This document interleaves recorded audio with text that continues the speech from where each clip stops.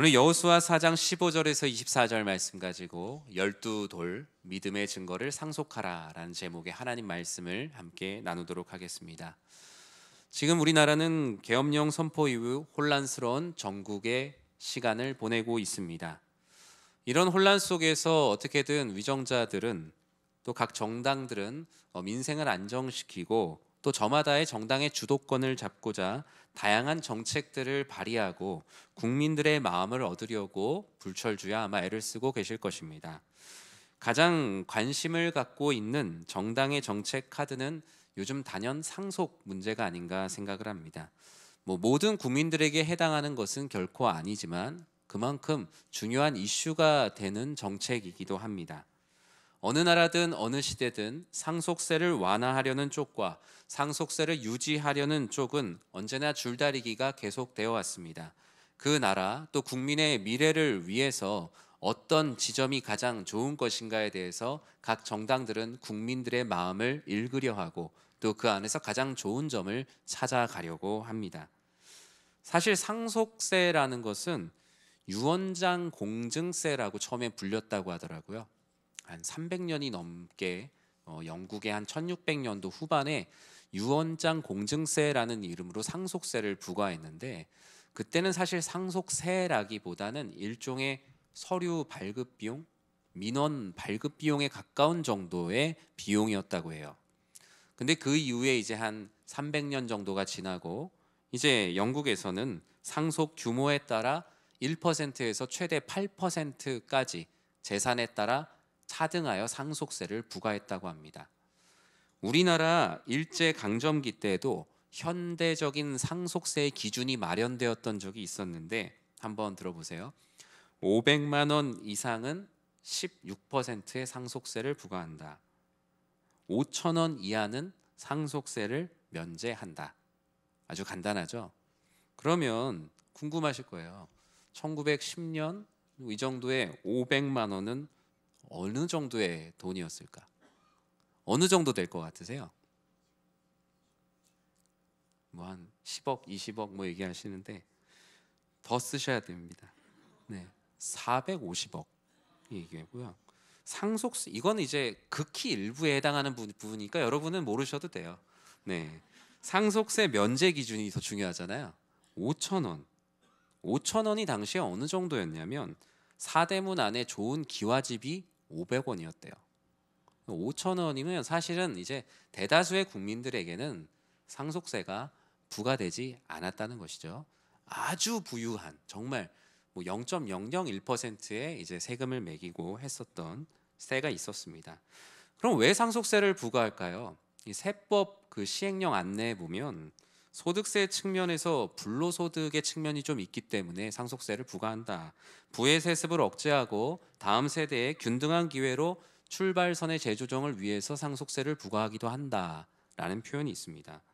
우리나라와 미국과 영국과 덴마크만 전 세계에서 유산 총액에 과세하는 우리는 아주 특별한 나라에 살고 있습니다. 상속은 우리가 세금이 있기 때문에 금전적인 부분만 생각을 하지만 사실 여러분, 상속이라는 게 우리가 꼭 우리 자녀들에게 금전적인 부분만 물려주고 부모님에게 금전적인 부분만 받으려고 하나요? 만약에 세상이 그렇게 된다면 우리는 아마 천민자본주의의 노예로 살아가는지도 모릅니다.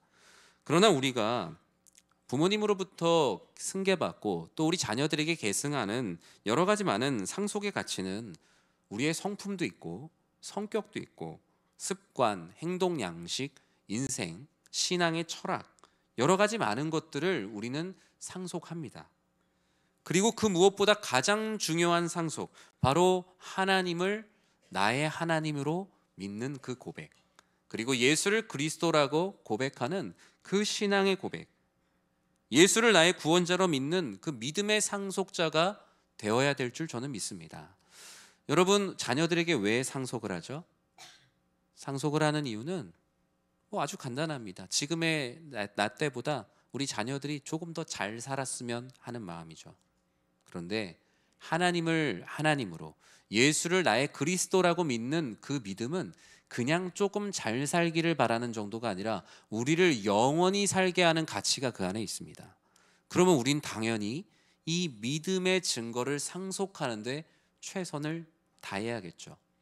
오늘 본문에도 그런 믿음의 증거를 상속하는 하나의 이야기가 등장을 합니다. 오늘 이 여호수아 4장을 한마디로 말하자면 그들은 요단강을 건넌 사람들이라고 말할 수 있습니다. 여러분, 그런데 우리 한국 사회에서 이 요단강을 건넌다는 표현이 어떤 관용적인 표현으로 사용되죠? 네. 여러분, 그 친구에게 난 너가 요단강을 건넜으면 좋겠어 라고 얘기하면 그날부로 친구 끝이죠. 네.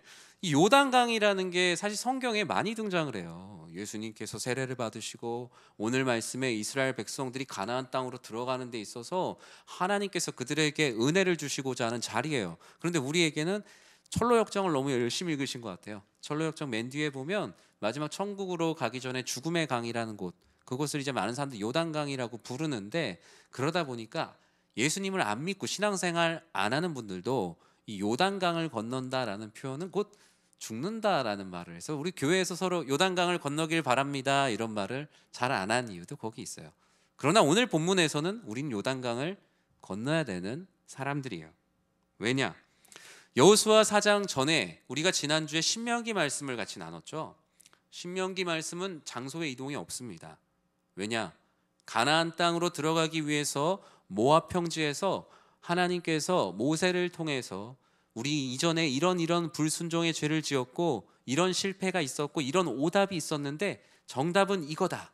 우리가 이걸 가지고 다시 한번 마음을 다잡고 약속의 땅에 들어가기 전에 준비를 하자. 백성들은 모세를 통한 설교를 통해서 마음에 많은 준비를 했어요. 이제 마음의 장벽은 없어요. 그런데 가나안 땅으로 들어가기 전에 이제 물리적인 장애물이 있는데 그게 바로 요단강입니다.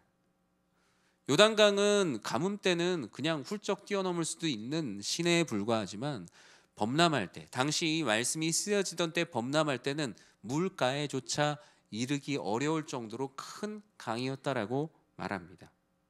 하나님은 범람하여서 도무지 건널 수가 없겠다, 마음 먹을 수조차 없는 백성들에게 요단강 앞에서 다음과 같이 명령하셨어요. 3장 12절과 13절에 다음과 같이 말씀하십니다. 같이 읽어볼까요? 이제 이스라엘 지파 중에서 각 지파에 한 사람씩 12명을 택하라. 온 땅에 주 여호와의 궤를 맨 제사장들의 발바닥이 요단물을 밟고 멈추면 요단물 곧 위에서부터 흘러내리던 물이 끊어지고 한 곳에 쌓여 서리라. 아멘. 여러분이 이곳에 있는 이스라엘 백성과 같은 자리에 있다고 생각을 해보세요. 이 말씀을 하나님으로부터 듣고 어떤 역사적인 사건이 떠올랐을까요? 그들의 백성들의 어떤 역사가 떠올랐을까요? 홍해죠, 홍해. 그동안 부모님으로부터 그렇게 많이 들었던, 선조들로부터 그토록 많이 들었던 홍해의 기적, 그 은혜가 아마 떠올랐을 거예요. 그리고 떠올리고 싶지 않은 한 가지가 있는데, 지파별로 한 명씩 모은다고 하니까 옛날에 40년 전에 우리를 광야 생활을 하게 한 그 불순종의 역사, 하나님께서는 약속한 땅을 보고 감사하라고 보냈더니 오히려 그 안에 불순종의 증거들을 잔뜩 모아다가 순종하지 않았던 그 역사도 동시에 떠올랐어요. 하나님께서는 거룩한 하나님의 백성으로 삼기 위해 그들을 순종하게 하시고 믿음과 순종의 모습으로 이 요단강에서 옷을 갈아입히고 싶으셨어요. 출애굽기 14장 16절에도 그와 같은 말씀을 홍해 전에 이와 같이 하셨죠. 지팡이를 들고 손을 바다 위로 내밀어 그것이 갈라지게 하라. 이스라엘 자손이 바다 가운데서 마른 땅으로 행하리라. 홍해에서의 모세의 지팡이가 있었다면, 하나님의 말씀을 상징하는 모세의 지팡이가 있었다면, 이 요단강에서는 제사장들이 짊어지고 가는 언약궤가 그들의 지팡이가 되었습니다. 그들의 순종은 놀라운 은혜를 경험하게 됐어요. 범람하는 요단강물에 발을 딛게 되자 제사장들이 믿음으로 발을 디딜 때마다 그들은 물이 아니라 마른 땅을 밟게 됩니다. 언약궤를 들고 깊은 요단강에 서 있는 시간 동안 뒤에 있는 수백의 백성들은 그 마른 땅을 밟고 요단강을 건너는 진기한 장면을 그 시대 가운데 보여줍니다. 백성들은 이로써 선조들로부터 들었던 홍해의 기적과 은혜, 불가능을 가능케 하시는 믿음의 증거를 얻게 됐어요. 하나님께서 가나안 땅에 가게 하실 때 이 믿음의 증거를 그들에게 선물로 주고 싶으셨던 것이죠. 이전에 광야에서 그들이 잘했던 게 뭡니까? 우회하는 것이죠. 얼마든지 요단강을 우회해서 갈 수 있지만 하나님께서는 그 요단강을 건너게 하시면서 그들에게 신앙의 경험치, 믿음의 증거, 누구에게 들은 믿음의 은혜가 아니라 내가 직접 경험한 믿음의 증거를 선물로 주고 싶었던 거예요. 우린 그걸 뭐라고 말하죠? 우리의 간증. 그 증거를 말하는 간증이 있어야 된다라고 말합니다. 이제 그들에게 광야 생활 가운데도 하나님께서 그들에게 영적인 재산들을 계속 쌓아주셨어요. 낮에는 구름 기둥, 밤에는 불 기둥을 바라보며 살면서 믿음으로 사는 것이 무엇인가에 대한 경험을 그들에게 계속 쌓아주셨어요. 영적인 자산이 생겼어요. 그런데 이제 이 요단강을 건너면서 그 영적인 자산은 폭발적으로 증가합니다. 이제 그들에게 많이 쌓여있는 이 자산을 나 혼자가 아니라 누군가에게도 나눠줄 수 있는 이야기가 그들 안에 쌓인 거예요. 하나님께서는 오히려 이때가 약간 위험하다고 생각하셨던 것 같아요. 이 이야기를, 이 놀라운 은혜를 사람들이 우상화하거나 자신들의 공로로 삼지 않도록 오히려 하나님께서 먼저 선수를 치시고 영원한 기념으로 삼으라고 말씀하셨죠. 우리 4장 6절과 7절에 다음과 같이 말씀합니다. 함께 읽겠습니다. 이것이 너희 중에 표징이 되리라. 후일에 너희의 자손들이 물어 이르되 이 돌들은 무슨 뜻이냐 하거든 그들에게 이르기를 요단물이 여호와의 언약궤 앞에서 끊어졌나니 곧 언약궤가 요단을 건널 때 요단물이 끊어졌으므로 이 돌들이 이스라엘 자손에게 영원히 기념이 되리라 하라 하니라. 아멘. 하나님께서 이 12돌을 세우신 목적이 있어요. 많은 학자들은 말합니다. 12돌을 한 군데만 세운 게 아니라 두 군데 다 세웠다고요. 아직 마른 땅 가운데 있는, 아직 물이 덮이기 전에 그 마른 땅, 강물 속에다가 12돌을 심었다. 그리고 또 그 안에서 12돌을 가지고 하다가 그들이 움직이면서 계속 가지고 다니다가 오늘 말씀 길갈에다가 그 기념비를 세웠다. 두 가지 이야기들이 다 있어요. 그렇다면 하나님은 왜 이 12돌을 요단강 속에서 가져다가 그들이 볼 수 있는 백성들에게 영원한 기념이 되게 하셨을까요? 그 이유는 바로 이 12돌의 상속의 가치가 있기 때문입니다. 12돌의 상속의 가치, 무엇을 물려주고 무엇을 받아야 하냐? 그것은 바로 과거와 현재의 하나님이신 하나님을 기억하라. 이 12돌의 첫 번째 의미는 너희는 이 돌을 볼 때마다 하나님의 은혜를 기억하라 라는 것입니다. 요단강을 건너며 광야 시대의 모습과 그들은 분명히 달라졌습니다. 40년 전의 불순종을 다시는 반복하지 않겠다라는 결의에 찬 다짐도 있었습니다. 요단강물이 범람하여 두려웠지만 오직 믿음으로 약속의 땅을 주실 것을 믿고 자신들의 리더인 제사장들이 언약궤를 메고 가는 모습을 보며 그 뒤를 따라 행했습니다. 그들은 결과적으로 결국 요단강을 건넜습니다. 요단강을 건넌 이후에 하나님께서 주신 것이 이 영원한 기념 12돌을 주셨습니다. 이 12돌은요, 영원히 기념하라는 이 12돌은 결코 그들의 업적을 기념하라는 것이 아닙니다. 예수님께서 십자가에 못 박히시기 전날 제자들과 만찬을 나누시며 나를 기억하라고, 나를 기념하라고 하신 것은 그들의 업적을 기념하라는 것이 결코 아니었습니다. 너희는 이 12돌을 보며 광야에서도 살게 하신 하나님을 기억해라. 끝내 약속의 땅으로 인도하신 하나님을 기억해라. 범람하는 요단 강물을 건너게 하신 하나님의 은혜를 기억해라. 하나님께서 약속하신 땅을 결국 밟게 하신 하나님의 인도하심을 기억해라.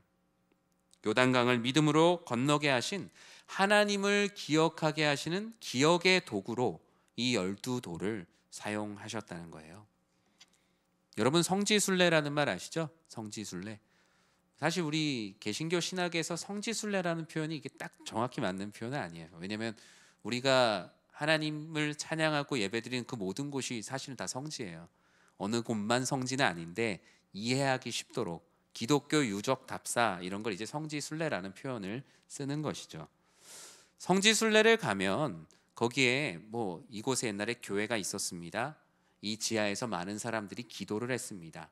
핍박을 피하여서 이곳에 모여서 많은 이들이 주님을 예배했습니다.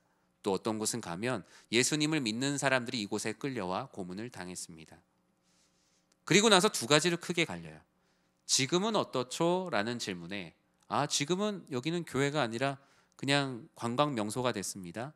또 어떤 교회는 보면은 교회를 일부러 인수해 갖고 그런 클럽으로 만들어 갖고 사람들이 이용하는 곳들도 있죠. 반대로 첫 시작은 너무나 미비했지만 두세 사람이 모여서 기도한 곳이었지만 지금은 하나님 안에서 그곳이 정말 귀하게 쓰임 받는 장소와 유적들도 보게 됩니다. 우리는 그런 기억들을 통해서 하나님이 이전에 어떻게 일하셨는지를 보게 되고 그것을 후대에 더 성장시켜서 설명해 줘야 될 의무를 갖고 있죠. 여러분, 사진이라는 것이 여러 가지 많은 의미가 있지만 사진은 일종의 기억의 도구, 기록의 도구로서 의미가 있습니다. 사진 한 장만 봐도 그 사진을 찍을 때 분위기, 내가 그때 어떤 생각을 하고 있었는지, 심지어 냄새가 있을 수 없는데 사진에서 그때 그 시간의 냄새까지도 느껴질 때가 있습니다. 얼마 전에 교회 사진을, 오래된 사진들을 제가 몇 개 갖고 있어서 봤더니 교회에 처음 전화기가 들어왔을 때 사진이 있더라고요. 교회 전화기에 전화를 딱 받는 그 전화 장면이 있어요. 그때 전화기 한 채가 집 한 채였다 그러더라고요. 검은색 그 전화기 있죠. 교회 사무실에서 전화를 딱 받는 사진이 하나 있어요.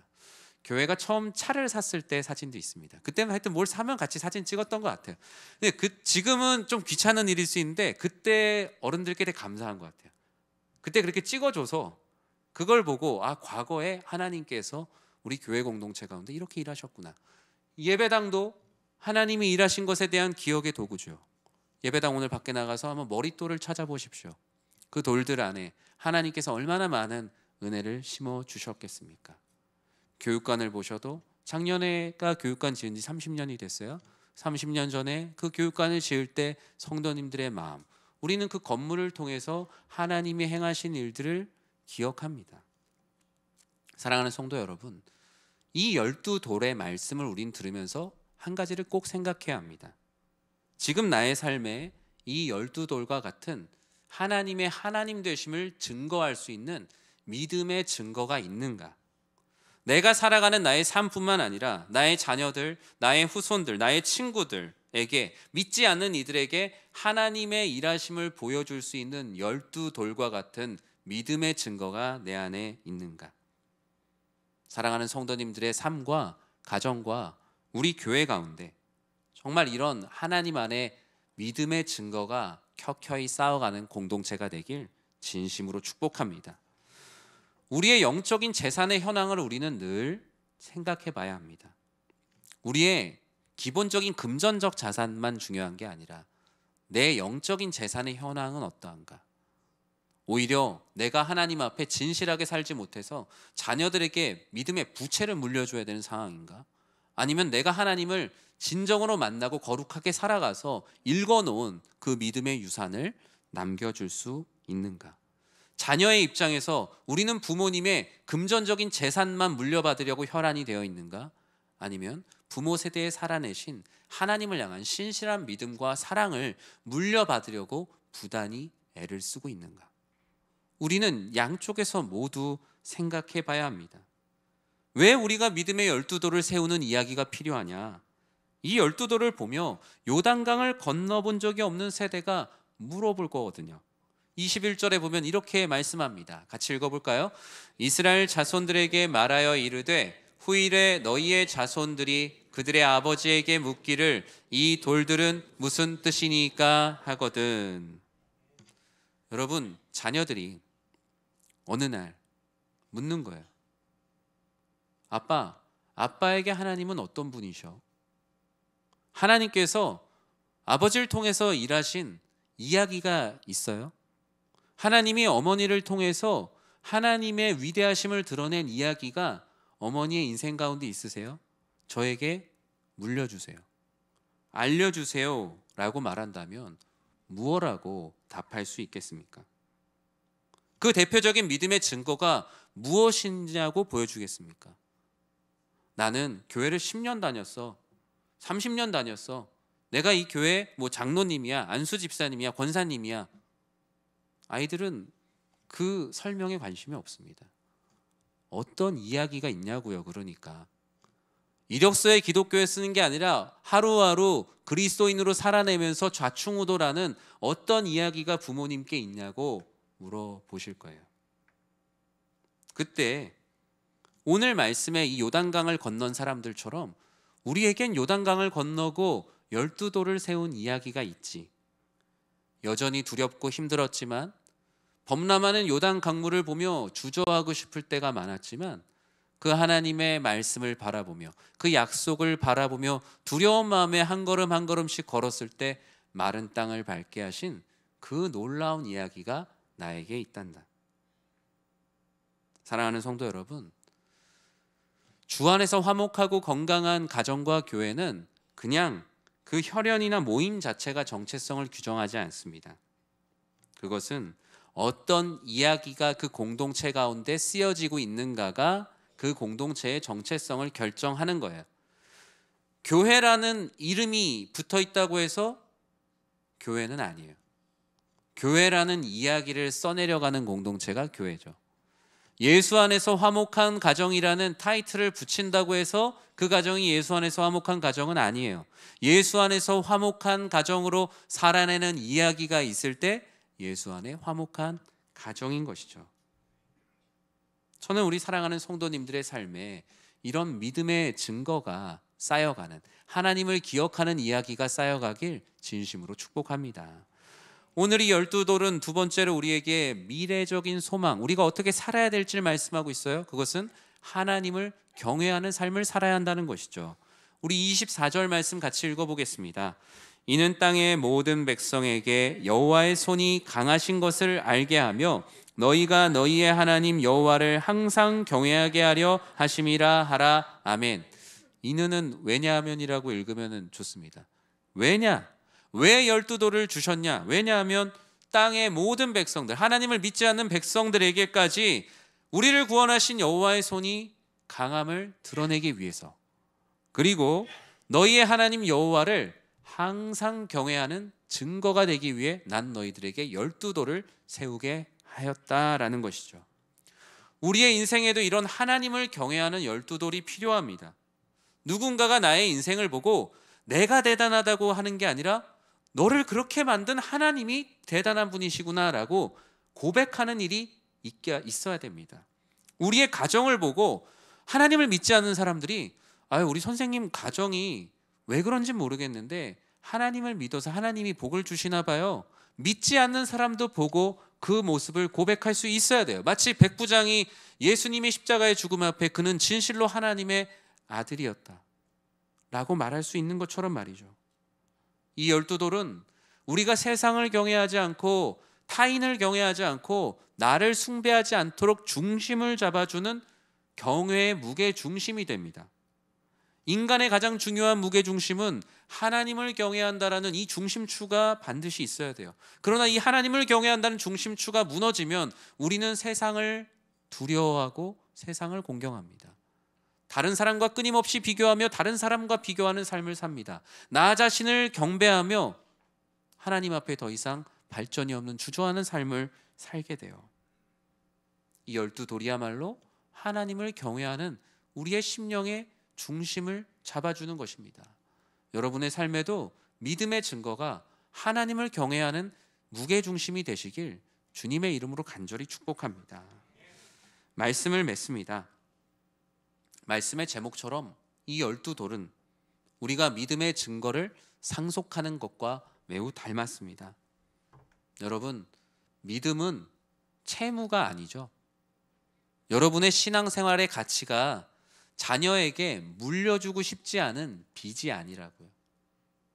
그런데 가끔은 자녀들이 볼 때 우리 부모 세대의 신앙생활이 빚이 아니라 빚처럼 보일 때가 있어요. 우리 엄마 아빠는 왜 이렇게 저렇게 신앙생활 하는데 고통스러워 보일까? 왜 이렇게 행복해 보이지 않을까? 자녀들에게 우리가 살아가는 믿음의 삶이 어떤 모습으로 보이는가를 우리는 끊임없이 확인해 봐야 합니다. 자녀들이 볼 때 난 저렇게 신앙생활하고 싶지 않아 라고 생각할 만큼 믿음이 채무처럼 보이진 않는지, 우리는 더 적극적으로 나 자신과 가정과 자녀들을 위해 믿음의 유산을 상속해 나아가야 할 것입니다. 저는 기성세대에게 권면합니다. 여러분의 삶에 요단강을 건넌 것과 같은 이야기, 하나님 말씀 안에 도전하고 좌충우동을 하는 이야기를 날마다 써내려 가시기를 전 진심으로 축복합니다. 사는 대로 살지 마십시오. 시간이 흘러가는 대로 그냥 살지 마시고 말씀대로 끊임없이 부딪히십시오. 가끔은 어떤 분들이 말합니다. 내 삶에는 왜 아무런 일이 일어나지 않는가? 아무런 일을 하지 않으면 아무런 일이 일어나지 않죠. 말씀대로 살아가야 말씀대로 실패도 경험하고 말씀대로 은혜와 성공을 경험하죠. 이웃을 사랑해봐야 이웃을 사랑하면서 그 안에서 느끼는 하나님의 은혜를 경험하죠. 여러분, 말씀으로 살아내면 살아낼수록, 사람을 살리는 삶을 살아내면 살아낼수록 우리들의 삶에 이야기가 쌓이는 거예요. 요단강을 건너는 것과 같은 이야기들이 쌓여서 나의 자녀들, 나의 친구들, 심지어 나와 상관없이 살아가는 절대적 타자들에게도 이 이야기를 나눠줄 수 있는 거예요. 저는 사랑하는 우리 성도님들의 삶과 가정과 교회가 예수 이야기 공동체가 되길 전 진심으로 기도합니다. 우리 교회가 몇 년이 있었느냐보다 중요한 것은 어떤 이야기를 써내려가고 있는가. 지금 우리 연희교회는 어떤 예수 그리스도의 이야기를 써내려가고 있는가. 우리 가정은 어떤 하나님의 이야기를 써내려가고 있는가. 우리는 무엇을 끊임없이 물려주려고 하고 무엇을 물려받으려 하는가. 그것이 바로 우리가 믿고 있는 거예요. 우리가 그저 돈을 물려주고 돈을 받는 데만 신경 쓰고 있다면 우리는 돈을 믿고 있는 것이고, 명예를 물려주고 명예를 물려받는 것에만 혈안이 되어 있다면 우리는 명예를 믿고 있는 거예요. 우리가 믿고 있는 것이 우리가 물려주는 것입니다. 저는 우리 사랑하는 성도님들의 삶에 이런 그리스도 예수의 이야기가 차고 넘쳐서 우리의 후대가 이것이 무엇이냐고 묻는다면 그 이야기를 풀어줄 수 있는 정말 행복한 예수쟁이들이 되시길 주님의 이름으로 간절히 축원합니다.